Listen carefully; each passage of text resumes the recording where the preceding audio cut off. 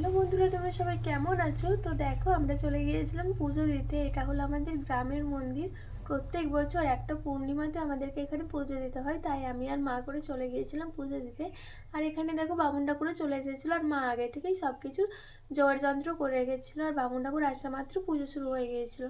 তো দেখো, এখানে বামুন ঠাকুর পুজো করছিল, আর পুজো শেষ হয়ে যায়। তারপরে দেখো, এখানে মা প্রণাম করে নিয়েছিল, আর আমিও প্রণাম করে নিয়েছিলাম।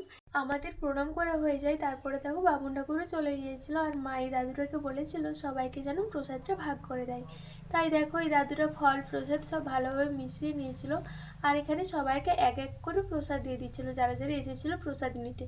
তো দেখো, সবাইকেই প্রসাদ দিয়ে দিচ্ছিল। আর সবাইকে প্রসাদ দেওয়ার পরে আমরাও চলে গিয়েছিলাম বাড়ি। বাড়ি চলে যাওয়ার পরে আবার বাড়িতেও আমাদের পূর্ণিমা পুজো হয়, তাই আমরা বেশি দেরি করিনি, তাড়াতাড়ি চলে এসেছিলাম।